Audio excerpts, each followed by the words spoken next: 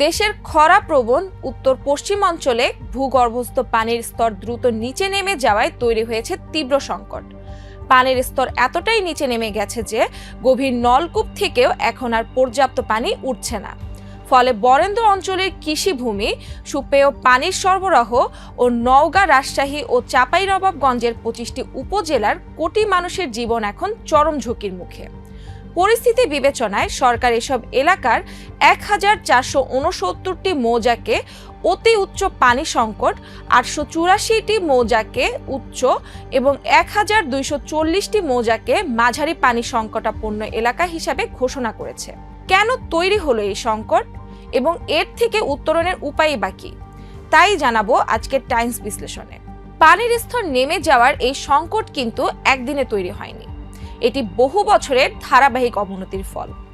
নওগাঁর নিয়ামতপুর, পোরশা, সাপাহার ও ধামইরহাটের কিছু এলাকায় 1992 সালে মাটির মাত্র 90 ফুট গভীরেই পানি পাওয়া যেত, কিন্তু সময়ের সাথে সাথে নলকূপের গভীরতা বাড়িয়ে প্রথমে 110 ফুট এবং পরে 120 ফুট পর্যন্ত নিতে হয়।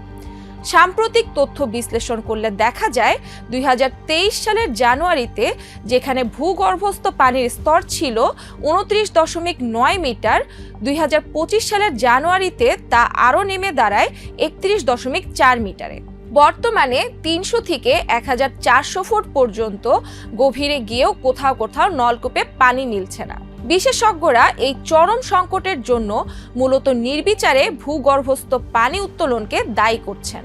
রাজশাহী বিশ্ববিদ্যালয়ের ভূতত্ত্ব ও খনিবিদ্যা বিভাগের সাবেক অধ্যাপক চৌধুরী সারোয়ার জাহানের মতে, অনুমোদিত সীমার তুলনায় কয়েক গুণ বেশি অগভীর ও গভীর নলকূপ স্থাপন করায় মাটির নিচের পানির স্তরে ভয়াবহ চাপ তৈরি হয়েছে। অন্যদিকে ভূগর্ভস্থ পানির স্বাভাবিক পুনর্ভরণ বা রিচার্জও ঠিক মতো হচ্ছে না, যা সংকটকে আরও জটিল করে তুলেছে।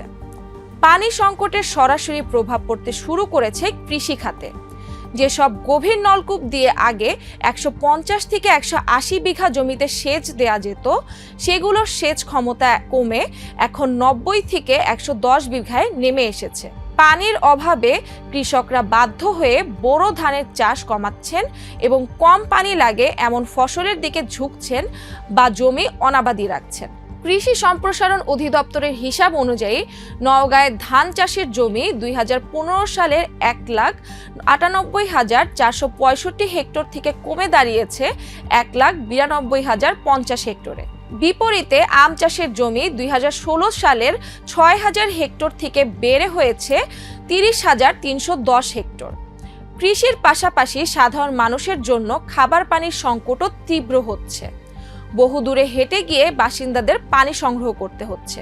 পরিস্থিতির ভয়াবহতা বিচারে বাংলাদেশ পানি আইন অনুযায়ী ক্ষতিগ্রস্ত এলাকাগুলোকে 10 বছরের জন্য পানি সংকটাপূর্ণ অঞ্চল ঘোষণা করা হয়েছে।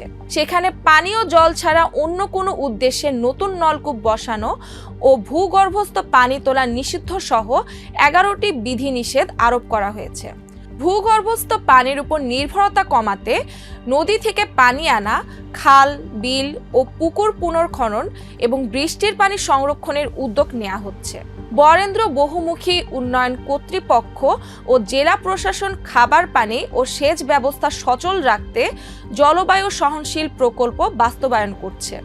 পাশাপাশি ডাস্কো ফাউন্ডেশনের সোয়াব প্রকল্পের মতো বেসরকারি উদ্যোগে নিয়ামতপুর ও গোমস্তাপুরে পুকুর পুনর্খনন, কমিউনিটি পানি সরবরাহ এবং বৃষ্টির পানি সংরক্ষণের মাধ্যমে প্রায় 38,970 মানুষ সুবিধা পাচ্ছেন।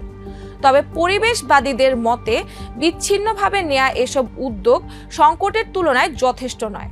বাংলাদেশ পরিবেশ আন্দোলনের প্রতিনিধিরা আইনি বিধিনিষেধ কঠোরভাবে বাস্তবায়ন এবং আধুনিক সেচ ও পরিকল্পিত পানি ব্যবস্থাপনার উপর জোর দিচ্ছেন। বিশেষজ্ঞরা মনে করছেন, মাটির নিচের পানির উপর চাপ কমাতে কৃষিতে কম পানি লাগে এমন ফসল চাষের বৈচিত্র্য আনতে হবে। পাশাপাশি ব্যক্তি মালিকানাধীন নলকূপের ব্যবহার কঠোরভাবে নিয়ন্ত্রণ করতে হবে। ভূগর্ভস্থ পানি পুরোপুরি শেষ হয়ে যাওয়ার আগেই যদি কার্যকর ও সমন্বিত পদক্ষেপ না নেওয়া হয়, তবে বরেন্দ্র অঞ্চলের ভবিষ্যৎ এক অপূরণীয় ক্ষতির মুখে পড়বে।